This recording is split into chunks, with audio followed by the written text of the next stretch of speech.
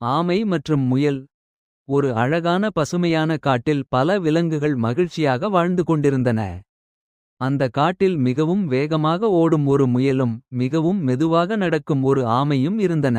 முயலின் பெயர் ஹாரி. ஆமையின் பெயர் டோபி. ஹாரி தனது வேகத்தை மிகவும் பெருமையாக நினைத்தான். தினமும் காட்டில் வேகமாக ஓடிக்கொண்டு மற்ற விலங்குகளை பார்த்து சிரித்தான். ஒருநாள் டோபி என்ற ஆமை மெதுவாக பாதையில் நடந்து கொண்டிருந்தது. அதை பார்த்த முயல் சிரித்து, ஏய் டோபி, நீ இவ்வளவு மெதுவாக நடக்கிறாயே, இந்த வேகத்தில் சென்றால் நாளைக்குதான் போய் சேருவாய் என்று சொன்னான். அங்கு இருந்த மற்ற விலங்குகளும் சிரித்தன. ஆனால் ஆமை அமைதியாக இருந்தது. அது மெதுவாக முயலை பார்த்து, ஹாரி, வேகம் மட்டும் வாழ்க்கையில் முக்கியமில்லை, பொறுமையும் முயற்சியும் மிகவும் முக்கியம் என்று சொன்னது. முயல் சிரித்துக்கொண்டே, நீ எனக்கு கற்றுக் கொடுக்கிறாயா? நான் இந்த காட்டில் மிகவும் வேகமானவன் என்றான். அப்போது ஆமை அமைதியாக, அப்படியானால் நாம் ஒரு ஓட்டப் போட்டி போடலாமா? யார் பெரிய ஆலமரத்தை முதலில் அடைகிறோம் என்று பார்க்கலாம் என்றது. இதை கேட்ட விலங்குகள் எல்லாம் ஆச்சரியப்பட்டன. ஒரு ஆமை முயலை போட்டிக்கு அழைக்கிறதா? ஆனால் முயல் உடனே சம்மதித்தான்.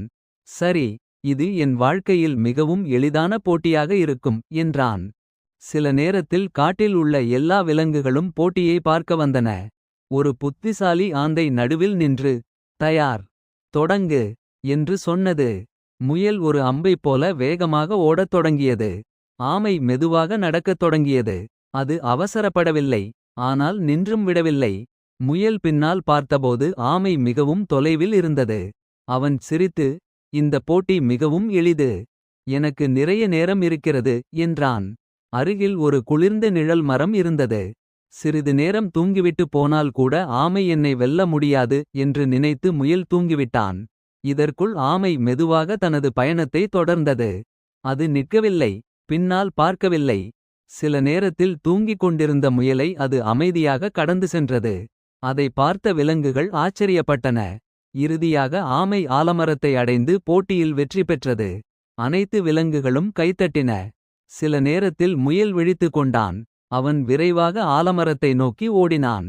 ஆனால் அது மிகவும் தாமதமாகிவிட்டது. ஆமை ஏற்கனவே வெற்றி பெற்றுவிட்டது. முயல் மிகவும் வெட்கப்பட்டான். அவன் ஆமையிடம் வந்து, டோபி, நான் மிகவும் பெருமைப்பட்டேன், என்னை மன்னித்துவிடு என்றான். ஆமை சிரித்துக்கொண்டு, மெதுவாக இருந்தாலும் தொடர்ந்து முயற்சி செய்தால் வெற்றி நிச்சயம் என்று சொன்னது. அந்த நாளிலிருந்து முயல் மற்றவர்களை கிண்டல் செய்யாமல் நல்ல பழக்கத்தை கற்றுக்கொண்டான். கதையின் நெறி, மெதுவாக இருந்தாலும் தொடர்ந்து முயற்சி செய்தால் வெற்றி கிடைக்கும். இந்த மாதிரியான நல்ல கதைகளை கேட்க மினி ஸ்டோரீஸ் சேனல் சப்ஸ்கிரைப் பண்ணுங்க.